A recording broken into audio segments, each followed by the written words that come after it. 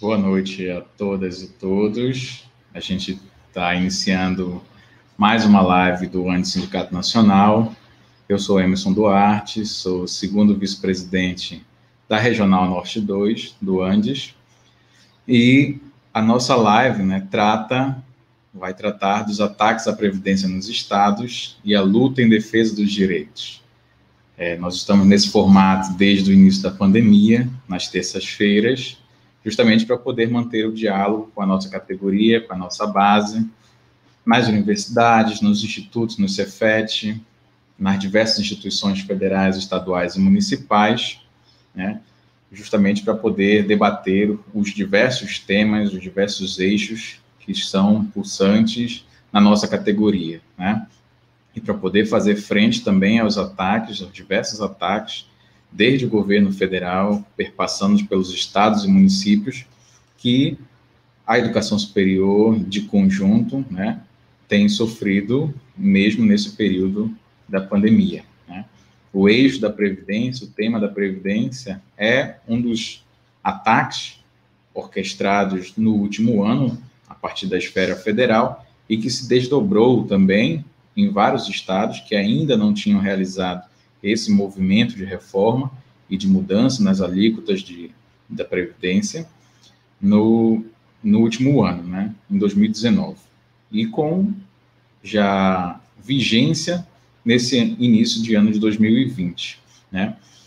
E aí a gente pede que as pessoas possam estender os convites a todas e todas da transmissão da nossa live pelos canais do Andes, no Facebook, no YouTube, né, e que aqueles que tenham interesse em dialogar, em debater com as nossas convidadas, possam fazer por meio do chat, né, nessas duas ferramentas das redes sociais. Nos acompanha aqui para essa live os nossos intérpretes de Libras, então César e a Rosilane vai nos acompanhar ao longo de toda essa live. E para poder debater, né, esse tema, nós temos a presença da professora Silvia Alapanian, que é do Conselho Fiscal do Sindipro Aduel, né, da Universidade Estadual de Londrina, no Paraná.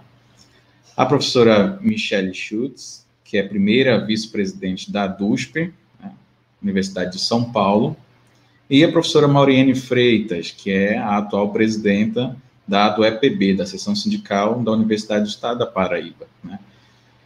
Os três locais realizaram e permanecem realizando muitos enfrentamentos no que diz respeito ao tema da Previdência, e a gente espera que esse debate possa também contribuir e armar a nossa categoria para os enfrentamentos que ainda virão nos locais em que ainda estão em processo de implementação, assim como para que nós possamos tirar conclusões, né, sobre as reformas de previdência que já foram realizadas e os resultados, né, que elas produziram ao longo do seu período de realização. A gente começa, então, a escutar a professora Silvia, da Aduel, que vai poder apresentar para a gente como é que se encontra a situação da Previdência no estado do Paraná. Então, a professora está com a palavra. Boa tarde a todas as pessoas que estão nos ouvindo aqui, nos acompanhando, e boa tarde aos companheiros e companheiras desta mesa. O meu nome é Silvia Alapanian, eu sou do Sindipro Aduel, uma seção sindical que representa os professores da Universidade Estadual de Londrina, da Universidade Estadual do Norte do Paraná, o UEMP, né, e também parte da Unespar, que é o campus de Apucarana, da Universidade Estadual do Paraná. Bom, foi pedido para falar um pouquinho sobre a realidade do pessoal do Paraná, né, das lutas relacionadas à situação da Previdência no Paraná. E para falar sobre os ataques ao nosso sistema de Previdência, eu achei que o melhor seria começar do começo, e o começo aqui no Paraná é lá atrás. Então, eu fiz um pequeno retrospecto para a gente poder entender a situação atual em que encontra a nossa luta contra o desmonte do sistema de previdência. Em 1998, durante ainda o governo Jaime Lerner, que foi a primeira gestão dele foi 95, 99, depois ele teve um segundo mandato, nesse período foi criada a Paraná Previdência.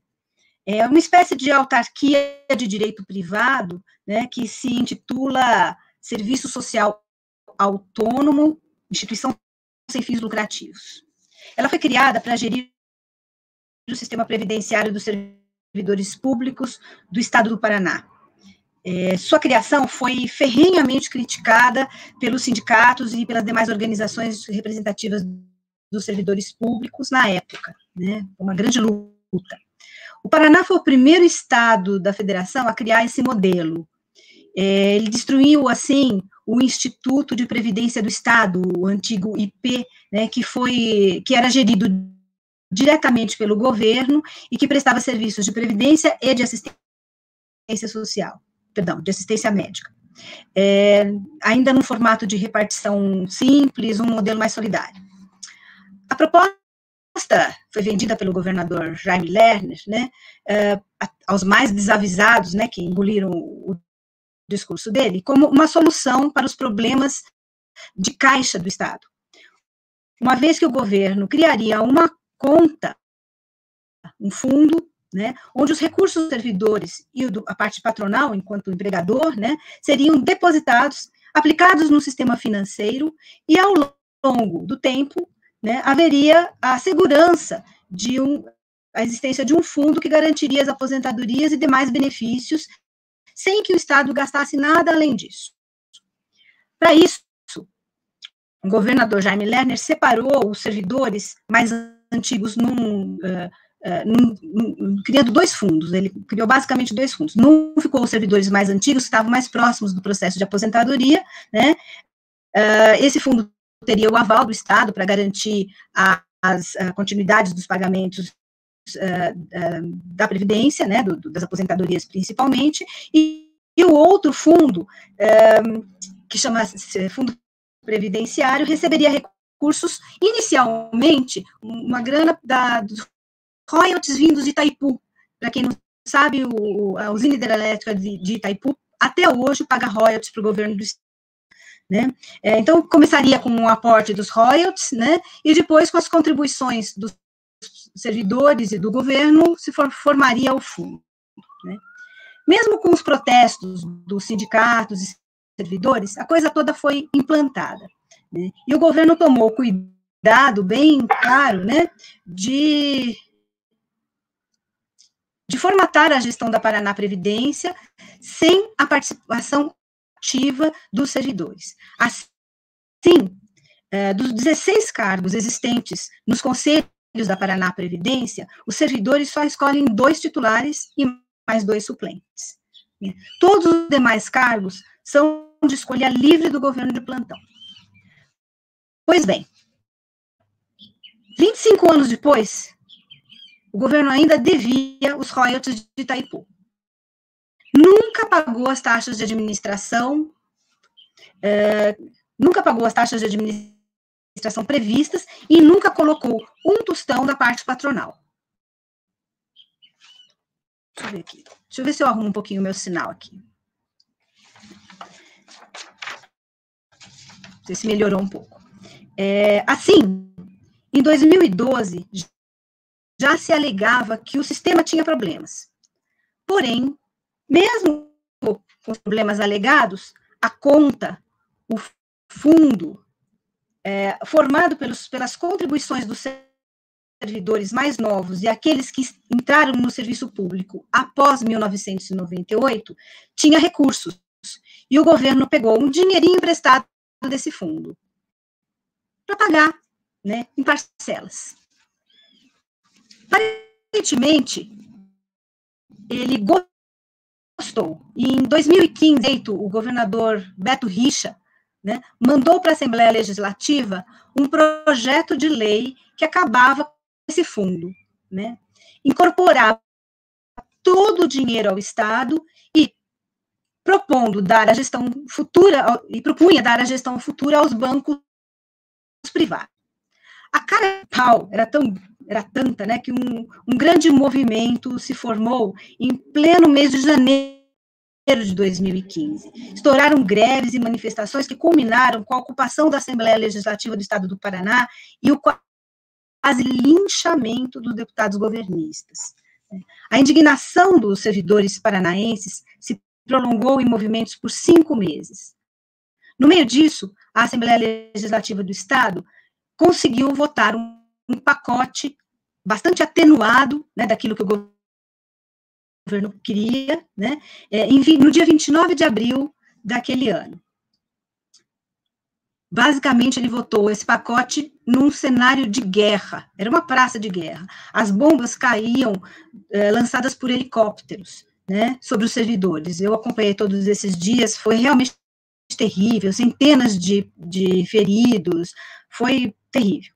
O dia 29 de abril é a data que todo ano nós marcamos para não esquecermos do que os governos são capazes, né, quando se trata de retirar direitos dos trabalhadores. Aquele movimento mostrou que nós sabemos perfeitamente o que o governo está fazendo com o sistema de previdência e continuamos denunciando que o chamado déficit do sistema de previdência é uma falácia. Ano passado, 2019, novamente o governo do Paraná, se aproveitando da conjuntura favorável, foi dos mais apressados em replicar no Estado a reforma da Previdência proposta em âmbito federal. Ela foi aprovada no dia 4 de dezembro do ano passado. Novamente, houve movimentos que denunciaram e buscaram impedir mais esse ataque ao nosso sistema de previdência. Houve ocupação da Assembleia Legislativa do Estado do Paraná, os deputados, para votar, tiveram que se mudar da Assembleia, foram votar lá na Ópera de Arame, que é um espaço icônico lá de Curitiba. Cercaram de um grande aparato policial para conseguir votar a reforma da Previdência nos moldes do proposto pelo governo federal. Os deputados nunca se esqueceram, né, da fúria dos servidores e morrem de medo até hoje, né? Nós seguimos denunciando a falta de transparência da gestão do fundo, mas, sobretudo, nós seguimos defendendo a responsabilização do governo pelo sistema de proteção social dos servidores do Estado. Ele não é deficitário. O governo usa os recursos quando lhe interessa e joga a conta para todos os servidores e para a sociedade. Essa foi a fala que eu preparei para a gente iniciar esse debate. Espero que seja possível a gente avançar mais para frente.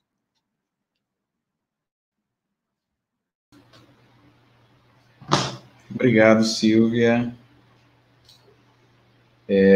Não há como esquecer, né, a partir do próprio relato que a Silvia fez para a gente, o fatídico 29 de abril de 2015, né, ficou conhecido como a Batalha do Centro Cívico, lá em frente do Palácio de Iguaçu, na cidade de Curitiba, né, uma verdadeira barbárie protagonizada pelo governo do Beto Richa.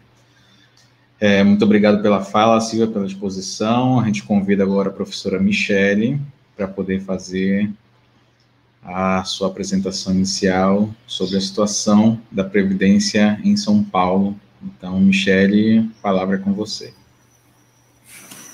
Boa noite, Emerson, boa noite a todas e todos. Inicialmente, eu gostaria de agradecer ao Andes pela oportunidade de apresentar a situação no estado de São Paulo, e eu escolhi, assim como a Silvia, né, trouxe um pouco do resgate histórico de como está a situação da Previdência, eu também fiz mais ou menos o mesmo percurso, que vai coincidir com algumas datas que ela nos trouxe, né. Então, desde os anos 90 do século passado, há tentativas de reduzir as obrigações do Estado com relação à Seguridade Social e aposentadorias, né. Então, uma emenda constitucional de 98 do governo FHC já começou a retirada desses direitos com o avanço de um sistema de capitalização da Previdência, né. Posteriormente, em 2003, já no governo Lula, houve um avanço ainda maior dessa retirada de direitos, né, e que culminou num recrudescimento, né, dos descontos e das condições de aposentadoria. Em 2016, houve o início de tentativas de avançar nessa pauta de capitalização e retirada da responsabilidade do Estado, né, sobre a Previdência, só que a crise política fez com que essas tentativas elas fossem postergadas, né, e o que foi retomado após a eleição do Bolsonaro. Então, com essas reformas, o que aconteceu com o sistema de Seguridade Social e Previdência, né? Uma mudança de paradigma que passou de um sistema solidário por repartição para um sistema de capitalização, transferindo para o setor privado a gestão dos recursos, né? No entanto, o ônus do pagamento das aposentadorias permaneceu nas instituições e no Estado. Então, antes de 98, as regras para a aposentadoria, elas eram mais simples e eram determinadas por idade, tempo de serviço e havia garantia da integralidade, né? Depois de 98, o tempo de serviço foi substituído pelo tempo de contribuição, e também o tempo de efetivação do cargo, né?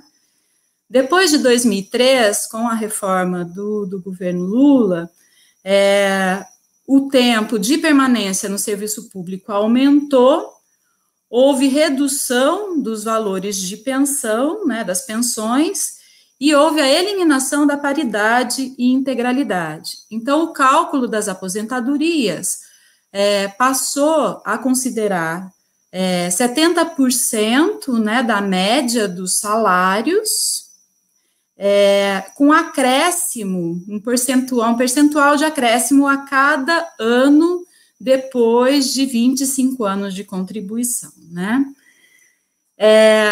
E aí, no caso de São Paulo, em 2013, foi criada a Previdência Complementar Paulista,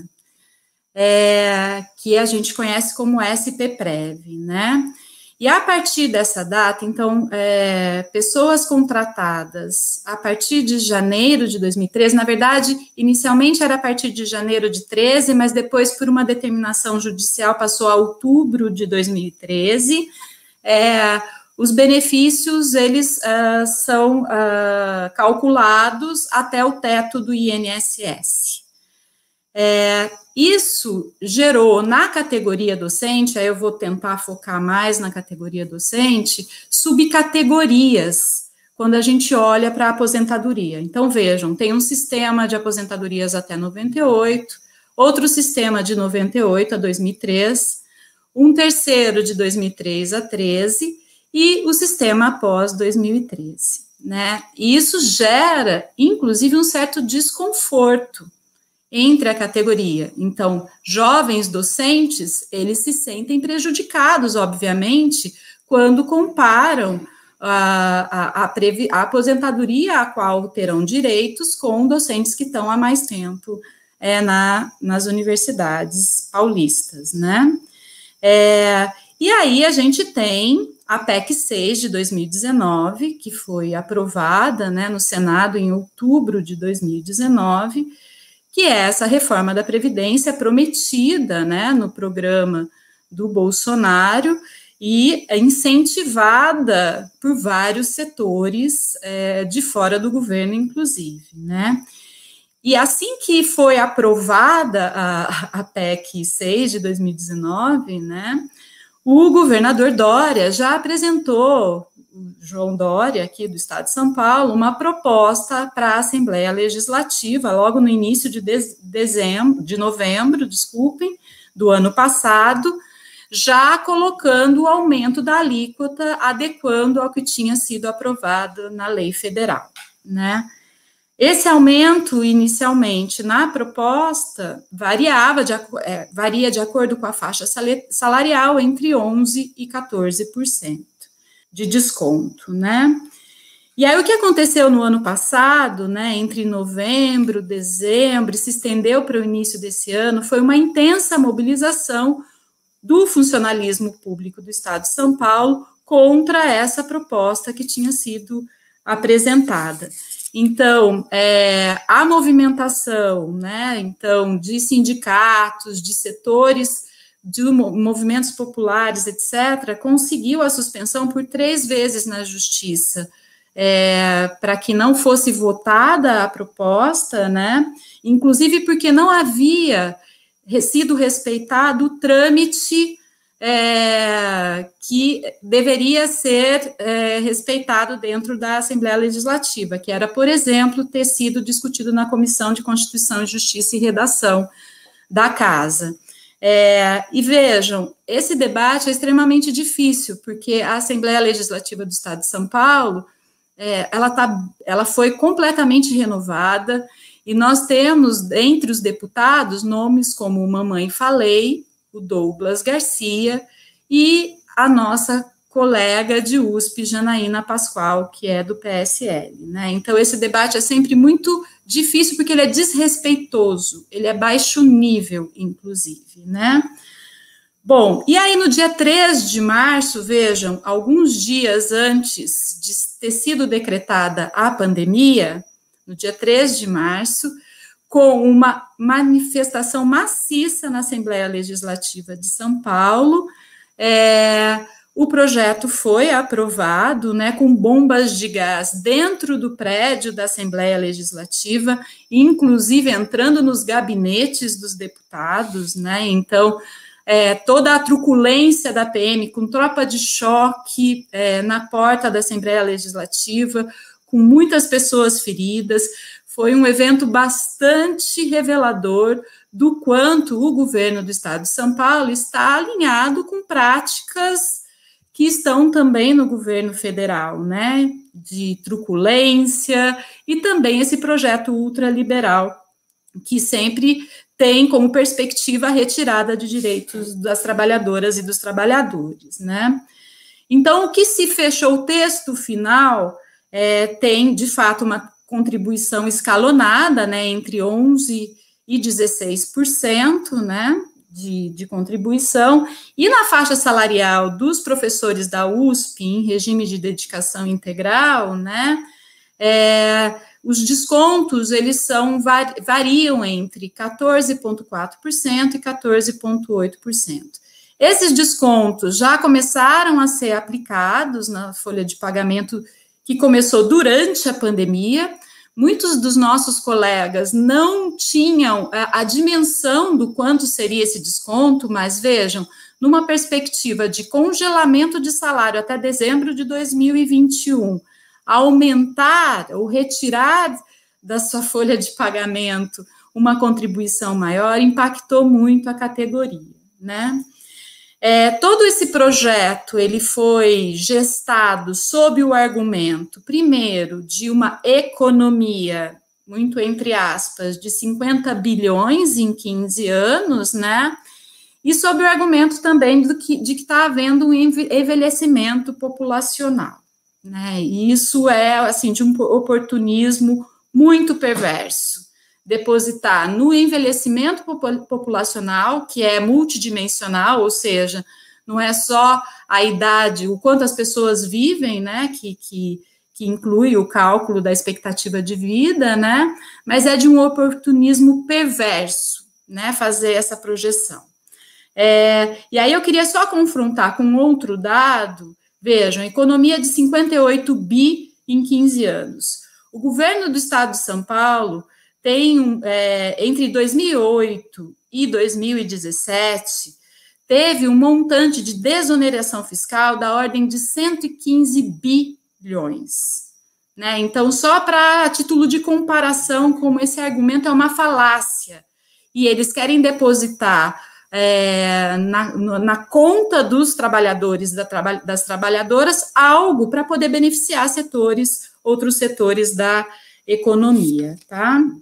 Bom, tudo isso vem dentro de um contexto de subfinanciamento das universidades estaduais paulistas, aí bem rapidamente, que meu tempo já vai acabar daqui a pouco, mas houve um processo de expansão muito grande das universidades estaduais, com aumento de número de vagas e contratação, obviamente, de docentes, sem que houvesse aumento do repasse para as universidades estaduais. Então, atualmente nós temos um repasse de 9,57% do arrecadado no ICMS para o orçamento das universidades, né? E esse valor continua o mesmo há décadas, né? E havia a promessa de aumentar esse percentual, o que não aconteceu, e numa situação em que há diminuição da arrecadação do ICMS, obviamente vai ter impacto no orçamento das universidades, tá?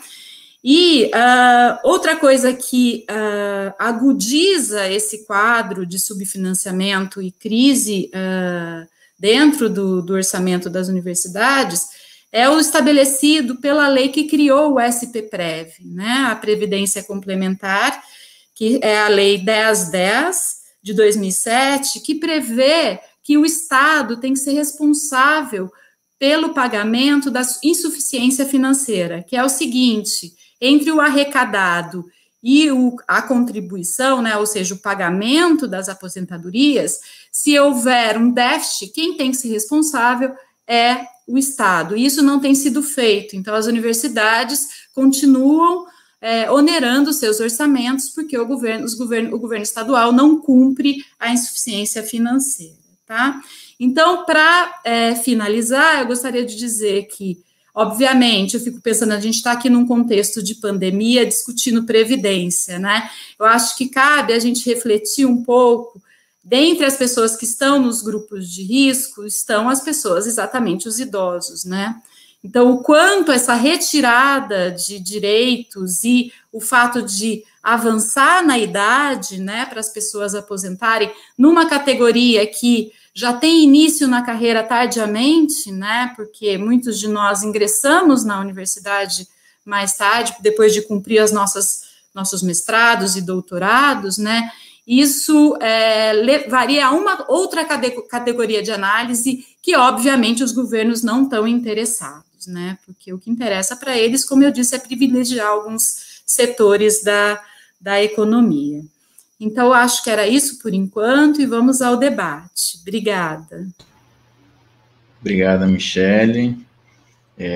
Também trazendo à tona, né, na fala da Michele, processo bastante truculento que o governo de São Paulo, né, o atual governo de São Paulo, se propõe a debater, ou melhor, a impor, né, mudanças na Previdência, como nós vivenciamos e visualizamos em vários estados, após a aprovação da PEC ser de 2019, né, reforma da Previdência aí do Guedes e Bolsonaro, e vários estados passaram pelo mesmo movimento, né? A Bahia também foi emblemático, aqui no estado do Pará também tivemos enfrentamento com a tropa de choque, levamos bala de borracha, bomba de gás, spray de pimenta, enfim, né? O mesmo cenário, é o mesmo método utilizado por todos os governos, né?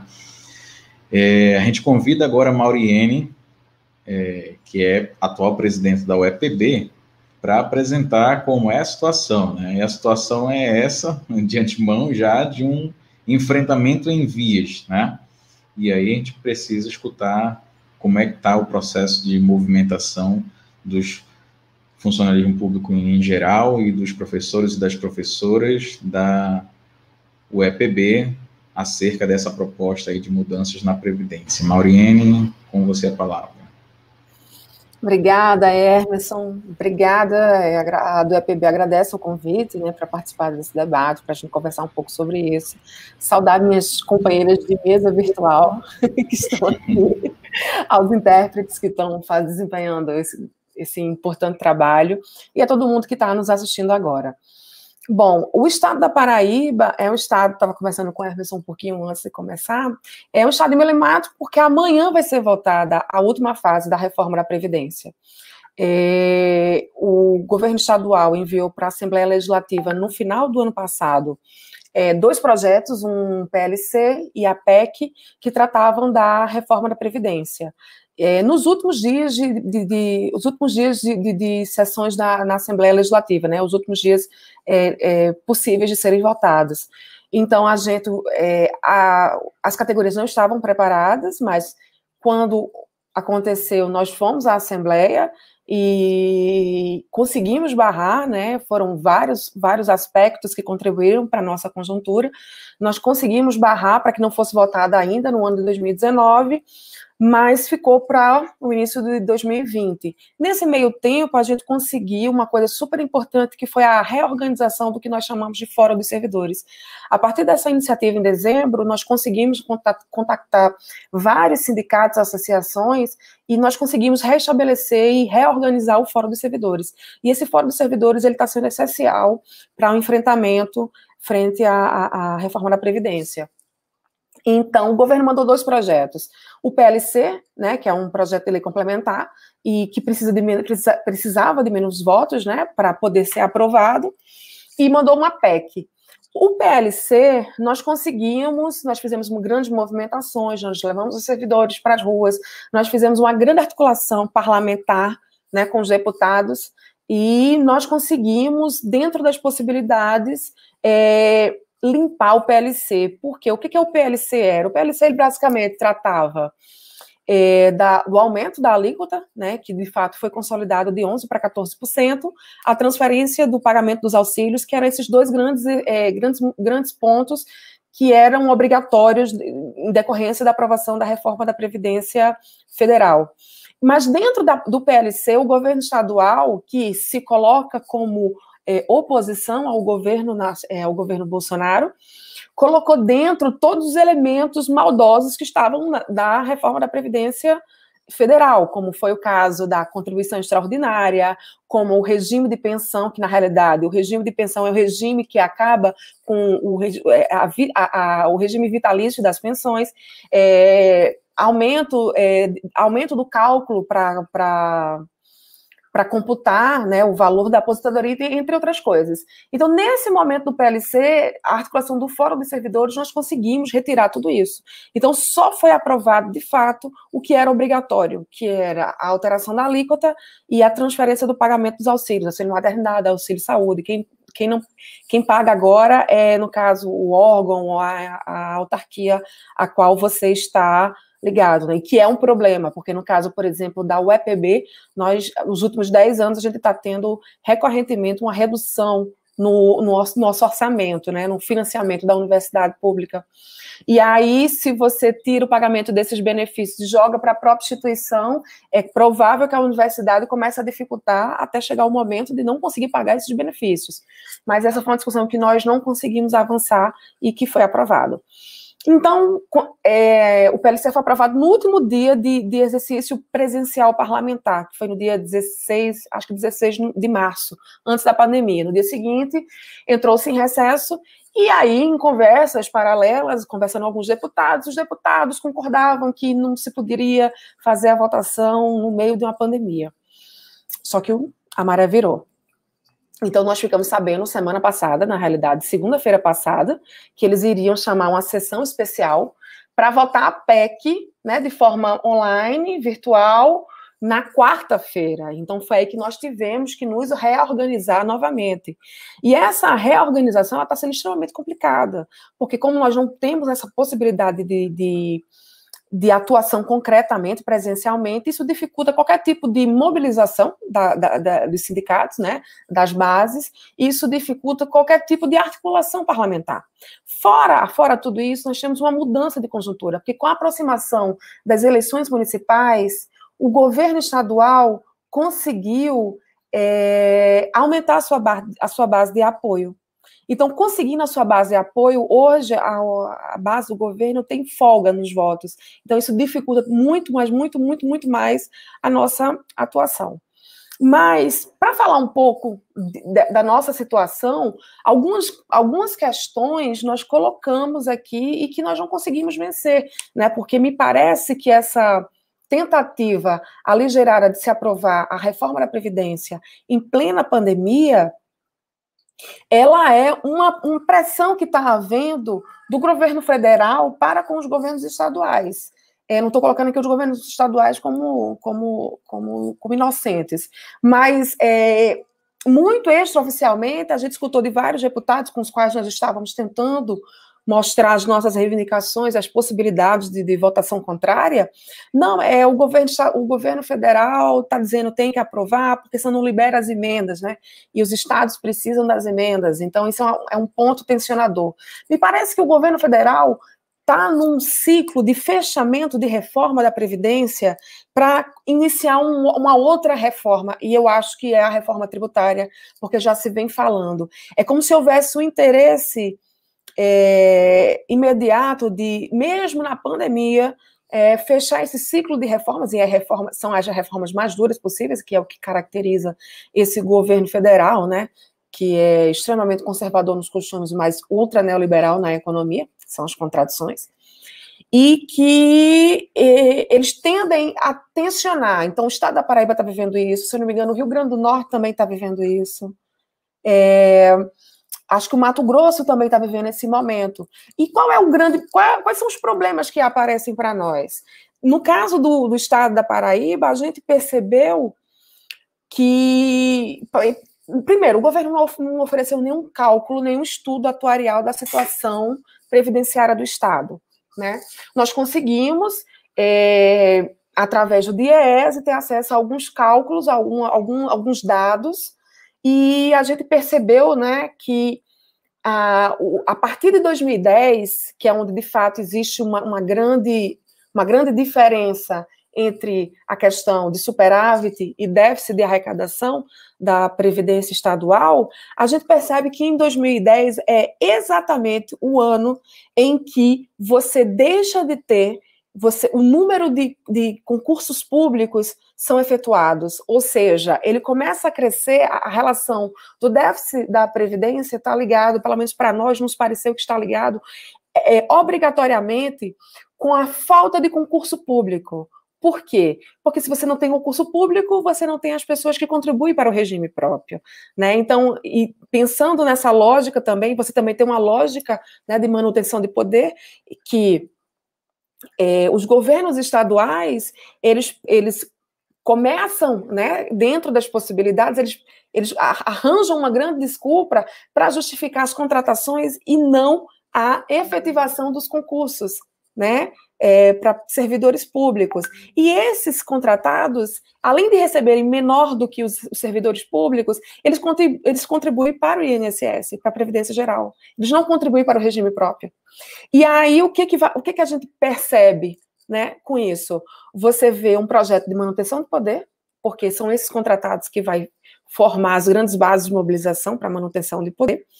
Ao mesmo tempo, você vê a redução do concurso público e, ao mesmo tempo, você não pode pensar esses dois aspectos, por exemplo, sem pensar na lei de responsabilidade fiscal. Por quê? Porque é nesse momento em que a lei de responsabilidade fiscal ela é evocada para justificar a não efetivação de concurso público. Mas o que vai acontecer na prática, a médio e longo prazo, que foi a conta que nós estamos pagando agora, 10 anos depois? Você tem, a cada novo ciclo, a cada novo ano, você tem uma diferença maior, né, desse déficit da Previdência.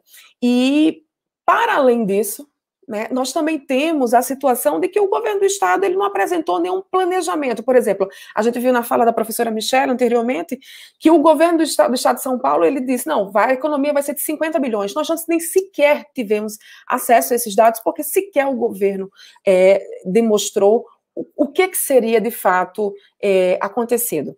O que aconteceria com essa proposta? O que nós avaliamos é que, nesses moldes, a crise, né, o problema do financiamento público estadual, ele está ligado, né, obrigatoriamente à questão da lei de responsabilidade fiscal e, sobretudo, às formas de financiamento dessa Previdência, porque essas formas de financiamento ela é de exclusividade federal, não cabendo grandes opções ou outras opções para as esferas estaduais.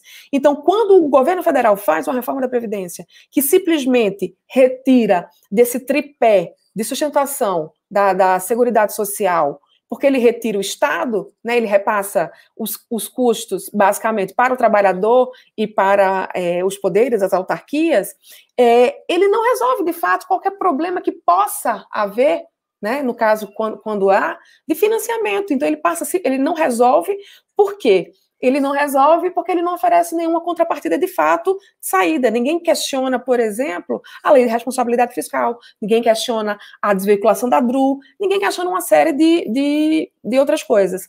E os governos estaduais acharam isso, a reforma federal, acharam extremamente pertinentes, porque eles fizeram o trabalho sujo e não precisaram mexer nos seus aspectos de popularidade. Não, porque agora nós temos que fazer porque o governo federal nos obriga.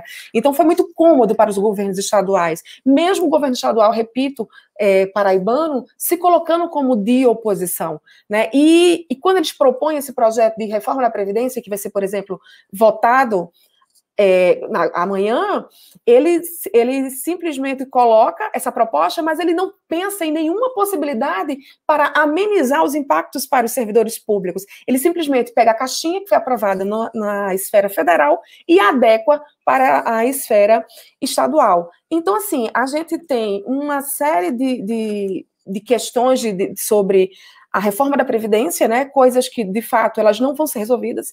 A gente acredita, repito, que nos próximos 10 anos, se usar essa mesma lógica para se enxergar a Previdência Social, daqui a 10 anos, novamente, acho que um pouco menos, de 7 a 10 anos, ela terá que ser refeita e, novamente, essa conta ela está sendo transferida para os trabalhadores, né? Isso é a própria ética neoliberal, é você desonerar o Estado e transferir a responsabilidade para as pessoas, né? No caso, os servidores. Então, o que nós estamos vivendo é um aprofundamento, e mais do que isso. Com essa reforma da Previdência, nós vamos dar o início de empobrecimento do servidor público, porque se dentro dessa proposta de reforma, você tem, inclusive, mudanças no cálculo, né, para você fazer a contagem dos valores dos servidores, você vai dizer, o que é que você tem obrigatoriamente? Você tem menos dinheiro circulando no Estado.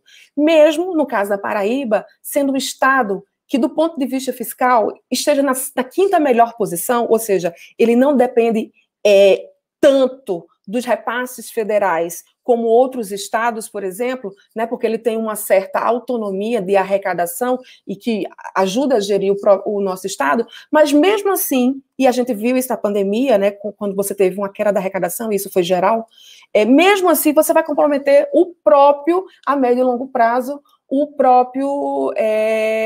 a circulação de recursos e bens que faz a própria economia e que alimenta o sistema do ICMS.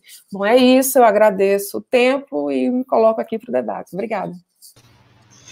Obrigado, Mauriene, e agradecer também a Silvia e Michele pelas exposições.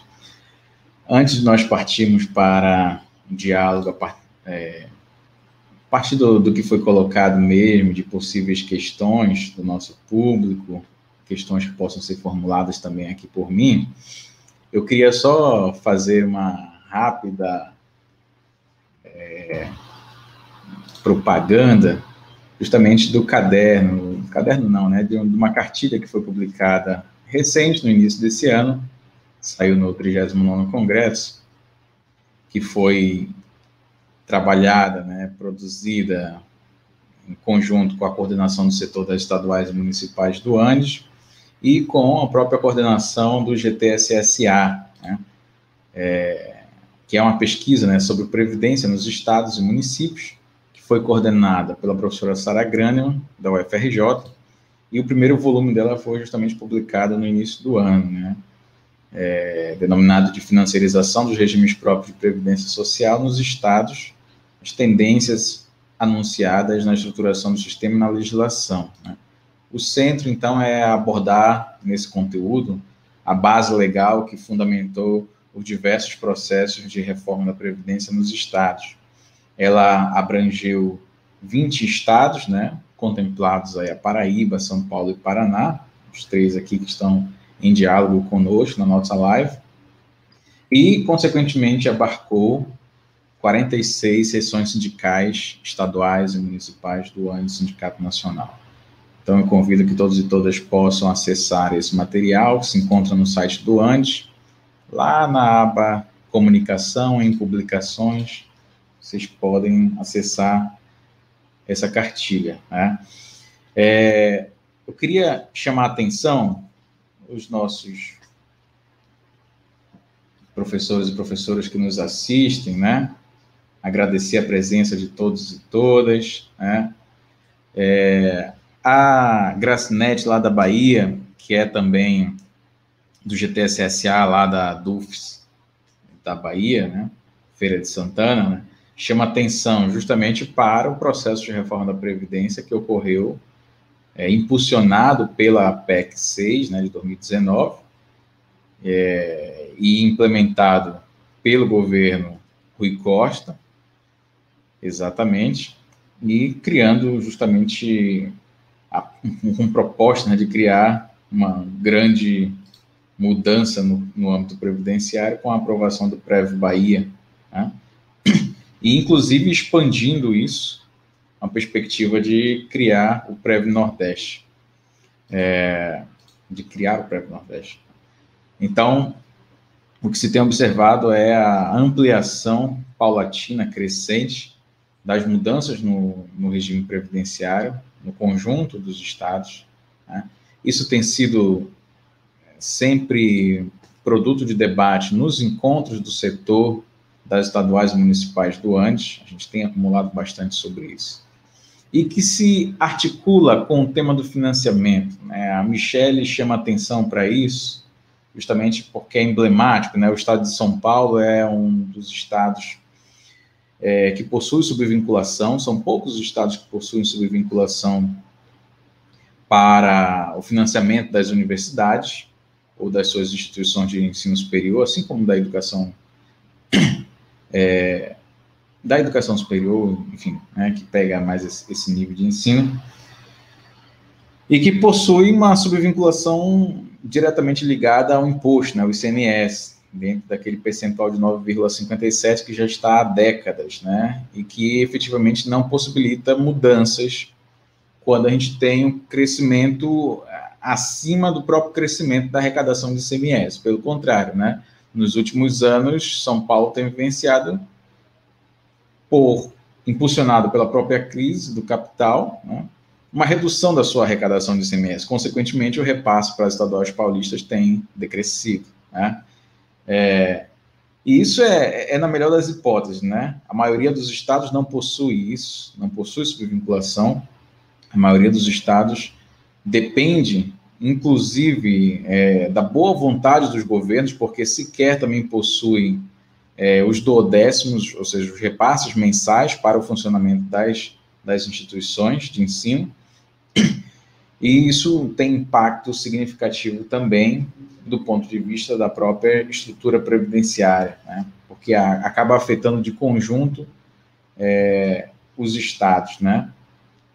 Principalmente quando se articula, e a Mauriane chama um pouco de atenção para isso também, com o processo de isenção fiscal que vários estados fazem, né?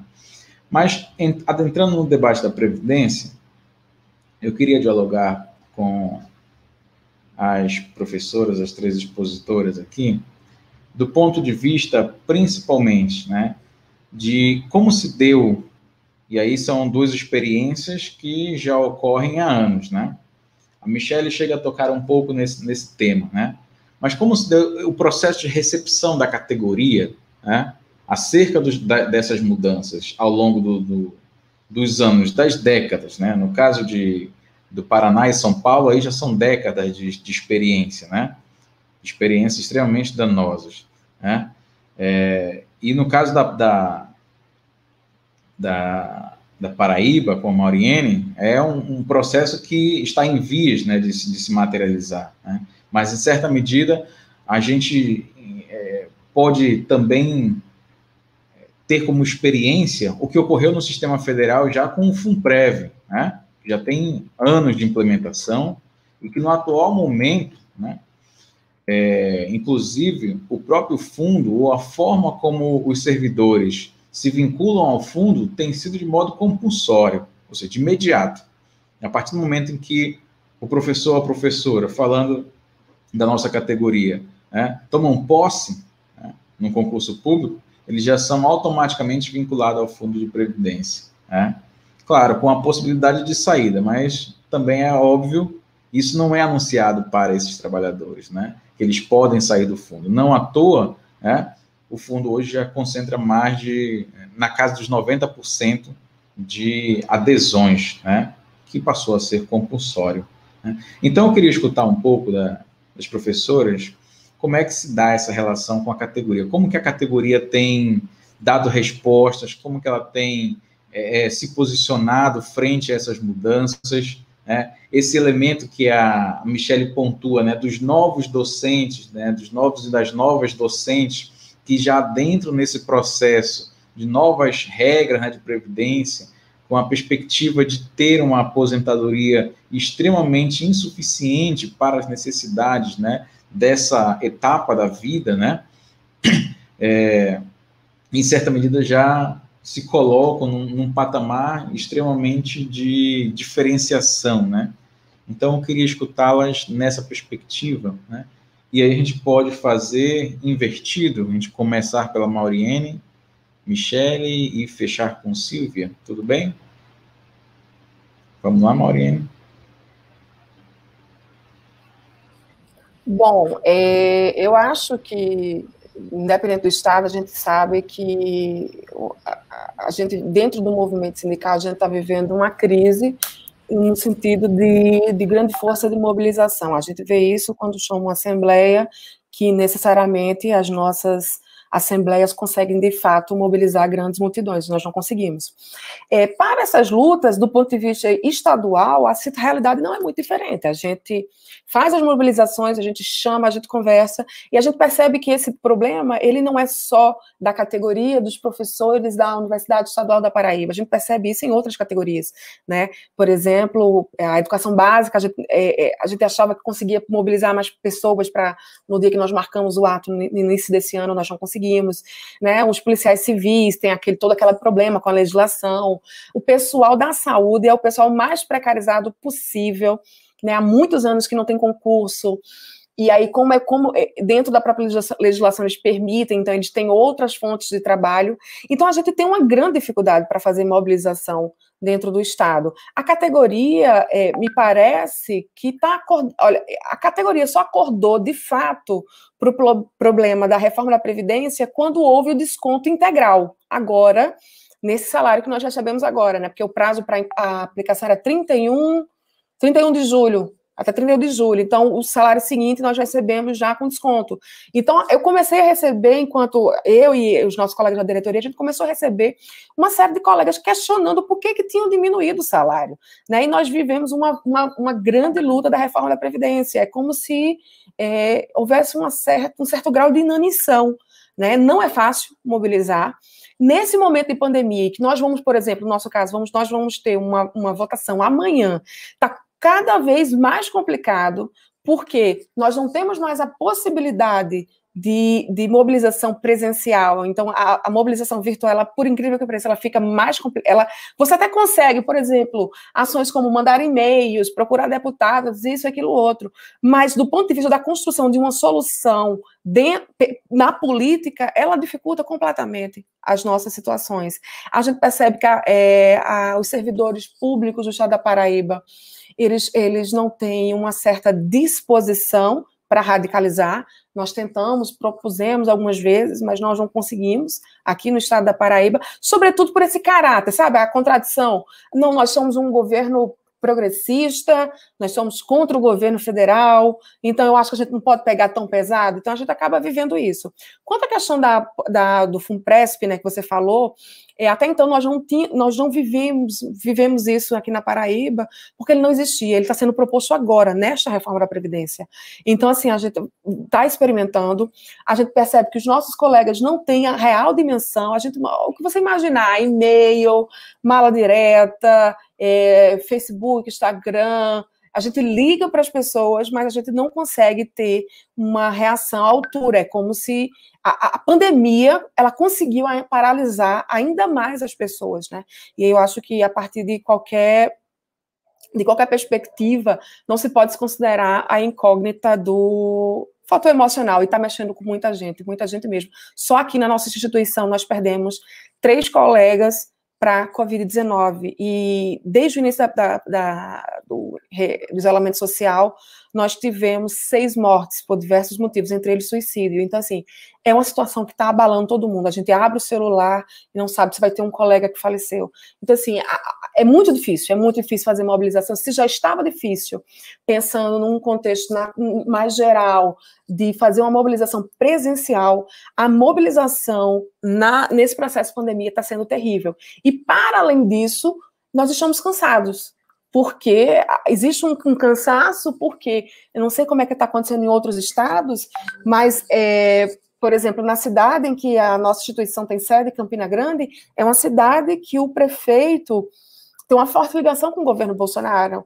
Quem conseguiu segurar até o último momento a reabertura do comércio foram os sindicatos e movimentos sociais. Então, desde o início da pandemia, a gente vem nessa luta, vem nesse embate. E agora, e ao mesmo tempo, tem uma outra coisa que eu acho que vale a pena contar, existe um processo de desinformação que gera confusão. Então, tem muitos colegas que acham que porque a reforma da Previdência Federal foi aprovada, não tem mais o que fazer, é a mesma coisa para nós, e não é assim. E aqui, no nosso caso, no estado da Paraíba, como o governo estadual ele dividiu em 2 momentos, o PLC e a PEC, como houve a aprovação do PLC, muitos dos nossos colegas, eu recebi muita mensagem, não, gente, mas não já foi aprovada? Não, gente, foi aprovada a alíquota e o pagamento dos benefícios. Agora nós vamos ter que, de fato, trabalhar a questão das contribuição extraordinária, o pedágio, né, que são as regras de transições, a base de cálculo, e uma série a compulsória, e uma série de outras coisas. Então, assim, o processo de mobilização é muito difícil. É muito difícil porque nós estamos emocionalmente indispostos, nós estamos cansados. É difícil porque o movimento sindical, acho que não só no país, mas no mundo, vive um processo de crise. Eu peguei um dado do DIEESE, acho que mês passado, em que ele mostrava que apenas 12% dos trabalhadores da iniciativa privada são sindicalizados, e a gente tem um processo dentro do serviço público de descredenciamento, né, do movimento sindical, inclusive entre os próprios pares. A gente tem um processo de negligenciamento dos novos servidores que não acreditam na organização sindical, então a gente tem mais trabalho para trazer, né, esse pessoal para junto da gente. A gente também tem um problema dos antigos servidores que acham que já tem direitos consolidados e que isso, por si só, já basta e que não precisa lutar. Então, assim, nós vivemos um processo muito, muito difícil de mobilização. Agora, enquanto sindicato, nós estamos fazendo absolutamente absolutamente tudo que tem que ser feito, porque esse é o compromisso que nós assumimos. Nós assumimos um compromisso de enfrentamento e é o que nós estamos fazendo. Não vamos aceitar a goela abaixo, não vai haver aprovação da reforma da Previdência sem resistência. Nós vamos fazer resistência do tamanho que nós conseguimos. Agora, não vai haver, e nós estamos. Então, por exemplo, o que a gente fez nesses últimos dias? A gente confeccionou um vídeo explicativo, né, as entidades dividiram esses custos, a gente está dentro do Fórum de Servidores, a gente dividiu esses custos e nós estamos impulsionando. Nós utilizamos outras mídias, engraçado, né, que é, pelo menos aqui no Estado, como é um governo progressista, não, é um governo progressista, a situação nacional está muito pior, então as pessoas acabam amenizando a situação, mas, por exemplo, a gente não consegue botar uma propaganda contra o governo nas mídias tradicionais, a gente não consegue botar propaganda contra a reforma da Previdência na TV, a gente não consegue colocar propaganda contra o governo em outdoor. Então, assim, a gente está utilizando o pouco espectro que nós temos de atuação é o que nós estamos fazendo, é o que nós estamos trabalhando. Agora, sim, vai ter briga, sim, vai ter enfrentamento, sim. Agora, nós teremos uma reforma da Previdência que vai ser o resultado dessa coalizão de forças. Isso não dá para negar, né? Todo o processo é isso. Vejam, nas experiências anteriores, que foi no caso do Paraná e de São Paulo, né, que houve enfrentamento, eu acho que não teve um só servidor que não se solidarizou com aquela cena lá do Paraná e depois com aquelas bombas dentro da Assembleia de São Paulo, né, porque a gente pensa, foram eles, mas podia ser eu. E mesmo assim passou. Mas, enfim, é a coalizão de forças e é o que nós podemos fazer. E o que nós temos, a nossa missão para amanhã, que vai ser a votação, é enfrentar. É isso, obrigada. Obrigado, Mauriane. em diálogo aí com os nossos participantes, né? De fato é isso, né, Juscelio e Gracinete, governos progressistas que aprovam reformas que retiram direitos dos trabalhadores e das trabalhadoras, né? Então, a gente chama agora a Michele para poder fazer essa exposição sobre de que modo a categoria tem vivenciado, né, tem recepcionado os processos de reforma da Previdência em São Paulo. Michele. Então, Emerson, essa sua pergunta caberia, talvez, um outro debate, né, pelos elementos, inclusive, que a Mauriene traz, né. Por exemplo, desculpem, pessoal, meus cachorros aqui latiram. Por exemplo, essa questão de uma certa resistência à adesão ao movimento sindical, né? Que eu acho que tem uma questão geracional envolvida, né? E uma série de preconceitos com relação ao movimento sindical. Então, a gente tem, sim, dificuldade de se aproximar com a base, né, e a gente tem feito muitas reflexões, inclusive, sobre a forma que a gente deve se comunicar com essa geração que não acompanhou, por exemplo, todo o processo da ditadura e redemocratização, a importância do movimento popular e sindical. Então, é algo que eu acho que dificulta a mobilização. Com relação à reforma da Previdência em si, houve uma mobilização muito pequena da nossa categoria. Então, mesmo as manifestações que a gente fez na Lesp, a gente tinha um contingente pequeno de professores e professoras, mas havia um contingente bastante amplo do funcionalismo público como um todo, né? E aí, se eu estabelecer comparação, por exemplo, com outros sindicatos de professores, como a POSP, que é um sindicato grande aqui no estado de São Paulo, né, a mobilização lá é muito maior, né, até porque os sindicalizados, há um maior número de sindicalizados, né, então tem aí uma cultura dentro do corpo docente do ensino superior, que eu acho que é recente, né, eu atribuo às pessoas da minha geração, principalmente, né, que talvez seja a geração mais próxima do Emerson e da Mauriene, que tem essa resistência. E aí, essa resistência, ela faz com que haja uma dificuldade dessa consciência coletiva, né, de que as pessoas, a minha sensação é que as pessoas não conseguem projetar as consequências de uma política desse tipo para a sua vida, para um futuro que parece muito distante, né, mas que não pode ser. Então, como a Mauriene disse, muitas pessoas só tomaram essa consciência quando viram o desconto aumentar no seu olerite, né? E aí, o que aconteceu? Era isso que ia acontecer? As pessoas ingressam nosso regime é estatutário, né? Sem saber exatamente qual é o regime de aposentadoria que vai gerir a aposentadoria da pessoa, né? Então, assim, tem muito desconhecimento. Então, o setor jurídico da DUSP, por exemplo, recebe constantemente os sindicalizados com dúvidas que são dúvidas muito básicas, né? Que qualquer trabalhador ou trabalhadora deveria conhecer o sistema ao qual está vinculado para as aposentadorias, especialmente quando a gente pensa no funcionalismo público e no processo de desmonte, de sucateamento, de arroxo salarial que a gente vem sofrendo, a garantia de uma aposentadoria, de uma aposentadoria que seja condizente com o trabalho, seria também algo que as pessoas deveriam analisar, né? Outra coisa que aconteceu com essa possibilidade da reforma, né, houve sim uma antecipação de aposentadorias de várias pessoas que não tinham projeto, já tinham tempo para se aposentar, mas não se aposentariam não fosse a reforma.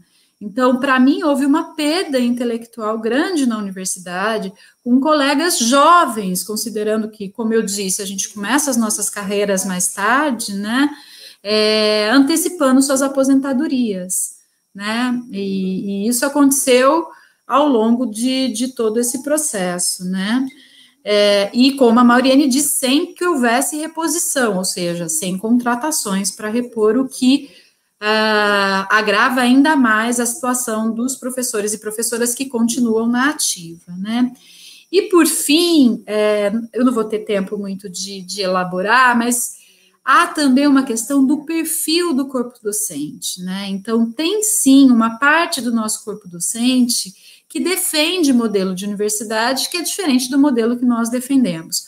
Ou seja, defende sim que a universidade mude o seu perfil e passe a ter um caráter privatista, né? Então, eu não sei se vocês sabem, mas na USP a gente tem o USP do Futuro, que é um projeto que foi apresentado no final de 2016, ou seja, anteriormente ao Futurice, que traz ali elementos de privatização. E várias coisas estão acontecendo que traduzem esse projeto de universidade. E muitos dos colegas são favoráveis a esse tipo de universidade que a nossa Marilena Chauí chama de universidade operacional, né? E aí a educação deixa de ser um direito e passa a ser um serviço, assim como a pesquisa tem que ser direcionada para inovação e tecnologia, com o estabelecimento de áreas prioritárias, que eu acho que esse é um outro debate que a gente tem que fazer, né? O ataque que as ciências humanas e as artes estão sofrendo. Então, eu acho que tem uma questão do perfil também do corpo docente que a gente tem que considerar nesse debate. Então, acho que era isso, gostaria de agradecer, não sei se a gente vai ter tempo para a fala final, mas era isso. Obrigado, Michele, vamos ter sim um tempinho para as nossas considerações finais, para os nossos agradecimentos. Eu convido agora a Silvia, então, para poder fazer um diálogo nessa perspectiva de como é que os trabalhadores do Paraná de conjunto, especialmente os da UEL, têm se colocado frente a esses ataques no âmbito previdenciário. Silvia? Tudo bem? Está melhor agora a conexão, será? Está sim. Tá melhor. Então tá bom. Acho que 6 horas é horário ruim, né? Horário complicado. Bom, aqui no Paraná, a gente tem um estado, em geral, conservador, né? Então, o estado, em geral, é muito conservador, do ponto de vista da percepção. A gente teve aqui 80% de votação em Bolsonaro, em Londrina, a mesma coisa. Então, a gente tem uma dificuldade no sentido disso um pouco que a Michele colocou, que é essa percepção de que as pessoas são favoráveis ao sistema, por exemplo, de previdência, que coloca os servidores públicos numa caixinha lá, eles cuidem do dinheiro deles, afinal de contas, eles são privilegiados e tudo mais. Acho que até dentro da universidade a gente sente muito isso, né? No entanto, eu acho que o que está acontecendo de cortes de direitos de uma maneira tão profunda, né, tão descarada, faz com que essas pessoas, mesmo dentro da universidade, mesmo fora da universidade, consigam perceber a dificuldade a dificuldade que viverão no futuro, mesmo estando longe, mesmo com todas as dificuldades presentes hoje, elas já conseguem perceber claramente as dificuldades que viverão no futuro. Eu acho que essa é uma constatação importante, né? Mesmo que neste momento, o ano passado, o governo do Paraná passou essa reforma da Previdência com manifestações no local, mas passou de lavada, né, diferente de 2015. Então, eu acho que a gente vive num cenário de desemprego, num cenário de crise política, econômica e social mundial, onde o discurso de que o servidor público é privilegiado tem uma repercussão entre os próprios servidores, né, que dizer, então, dessa parte dos servidores que são os professores universitários, que têm uma renda diferenciada também, né? Então, acho que um pouco de receio, muito medo, muita frustração, mas eu acho que tem uma coisa importante. O que está acontecendo aqui hoje, né? A ação dos sindicatos, a ação das entidades representativas dos servidores, no sentido de denunciar o que está acontecendo, é muito importante. É fundamental, mesmo nesse momento de retração, é fundamental para que as pessoas percebam, né, e no momento que for possível essa reação aconteça, né. Acho que a gente vive um momento de desencanto, que a pandemia aprofundou, de frustração. E dentro da categoria dos servidores públicos, na universidade, a gente sente isso claramente, essa diferenciação. Quando você pega um professor mais jovem que diz, eu não vou me aposentar, né? Você está se aposentando, eu sou aposentada, mas eu não vou poder me aposentar, ou eu não vou conseguir parar de trabalhar nunca mais. Eu acho que essa é uma expressão muito importante da percepção de que há um corte de direitos profundo, né, e isso, em algum momento, vai se traduzir em movimento como a gente espera, né? Talvez esse momento, por conta da pandemia, por conta de todos os ataques que a gente está vivenciando já, né, nos últimos 4, 5 anos, seja um momento muito difícil, mas é nesse momento que eu acho que a gente prepara o futuro das manifestações, o futuro da reação, né? Eu acho isso fundamental. Então, a denúncia, a clareza nas denúncias, o conhecimento que atividades como essa e outras que a gente faz, lives, fóruns, encontros, publicações, são fundamentais para que a gente se municie de dados para uma possível reação futura. Né? Eu acho que isso é importante. Não sei se ficou claro aí, né? Perfeito, Silvia. Agradeço a exposição, o diálogo, o debate. A gente vai seguindo, então, para o fechamento da nossa live. Só comentar aqui rapidamente, né, o João Antônio colocando que a fala da Michele, né, sobre a realidade de São Paulo, né, ele se aplica também ao FSJ, né, e às federais de conjunto, né. É um processo que as federais também já vivenciaram, já passaram por isso. O ANDES tem também material, tem cartilha que apresenta, né, o que é o FUNPRESP, denuncia os diversos problemas, né, que estão embutidos no FUNPRESP. A batalha permanece também contra, né, essa lógica do sistema privado da Previdência no setor das federais. E a gente amplia o debate, a gente amplia também a produção, os materiais, o enfrentamento, como a Maurine coloca, né, nós somos incansáveis, apesar de estarmos cansados, mas damos o nosso jeito para poder manter viva a luta, as batalhas, dar material e subsídios para a nossa categoria, como a Michele pontuou, né, por meio das nossas assessorias jurídicas, por meio dos grupos de trabalho do ANDES, né, o GT-CSA, nas diversas sessões sindicais, a coordenação nacional que impulsiona diversas ações, né, para que nós tenhamos condições de estarmos à altura para fazer os enfrentamentos necessários e conseguirmos vitórias, mesmo que às vezes possam ser pequenas, né, mas elas são significativas quando a gente analisa o todo da luta de classes e o todo da luta que nós travamos, que este sindicato trava, especialmente há quase 40 anos, na defesa da educação pública gratuita, socialmente referenciada com qualidade, né? Eu passo, então, para que as nossas debatedoras possam fazer as suas falas finais, para nós irmos despedindo do nosso público ao encerrarmos essa live. Então, a gente pode começar agora pela ordem do início, Silvia, depois Michele, Maurine, fazendo o nosso fechamento. Tudo bem? Uma fala rápida, breve. Silvia, por favor. Bom, queria agradecer ao convite, dizer que a gente do Sindipro do UEL está tentando se aprofundar nessa discussão junto com os demais servidores, junto com todas as seções sindicais do ANDES no Paraná, voltando ao ANDES agora, né, e estamos na luta, estamos brigando, fazendo com que o tema da Previdência se coloque como um tema importante, muitas vezes os professores, muitas vezes os servidores não conseguem perceber rapidamente a importância dessa discussão, mas a gente tem tentado, na medida do possível, avançar no debate sobre o tema previdenciário e denunciar todas as loucuras que esses governos têm feito aí no sentido de destruir a proteção social dos servidores públicos no Brasil e em especial no Paraná. Obrigada. Obrigado, Silvia.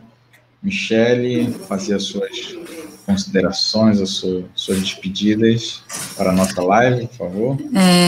Eu gostaria de agradecer também a oportunidade, dizer que nós também estamos na luta, né, tentando nos adaptar a essa situação.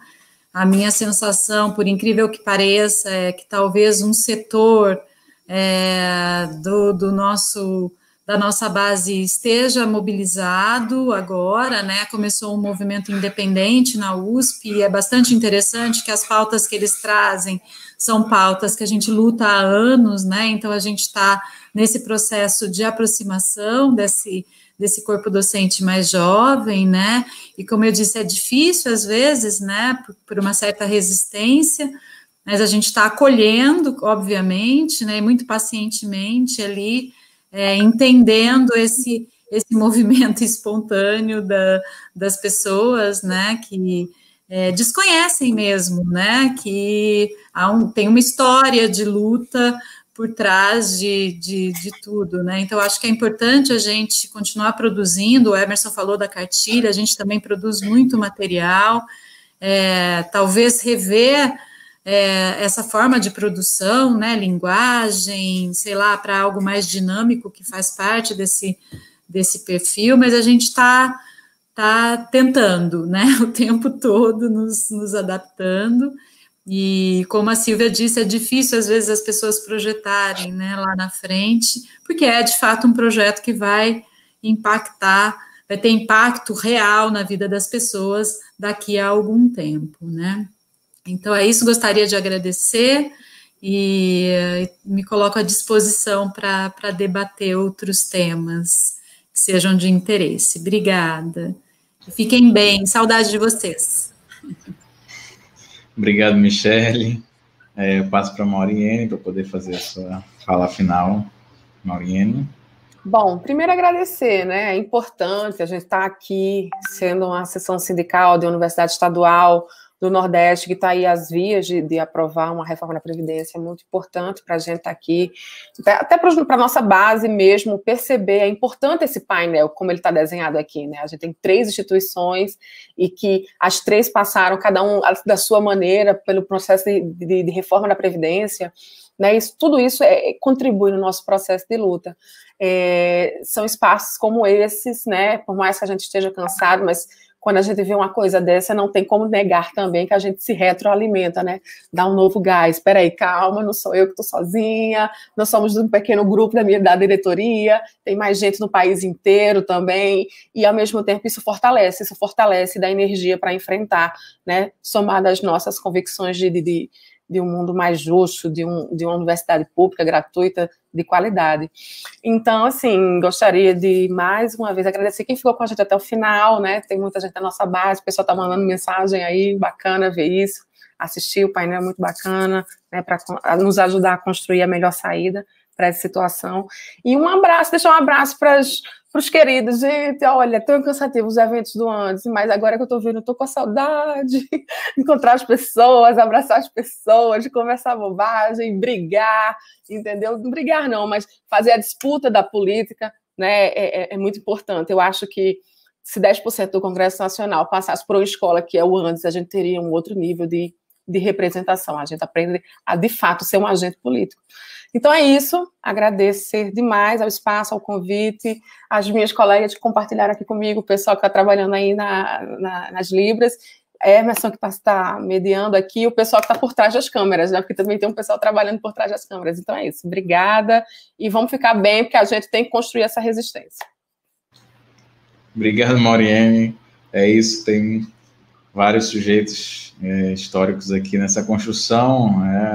Agradecer a Silvia, a Michele, a Mauriene, aqui representando 3 seções sindicais do Ano Sindicato Nacional, seções sindicais históricas, né, que travaram muitas batalhas, desde a década de 70, algumas, e outras desde a década de 80. Permanecemos atentos aos ataques, permanecemos atentos às demandas que a nossa categoria coloca, e a gente chama a atenção que o Andes e essa diretoria permanecem com diversas atividades, com a publicação, com a produção de diversos materiais. Peço que visitem o site do sindicato. As nossas lives, elas estão e vão continuar presentes na página do Facebook e também no canal do YouTube do Andes. E toda terça-feira nós temos uma nova live nesses canais às 18 horas, né? Agradecer novamente a presença do nosso público que nos acompanhou e as 3 professoras pela disponibilidade, pelas falas, pelo diálogo, pela contribuição aqui colocada, né? Então, meu boa noite a todos e todas, e fiquem bem, né?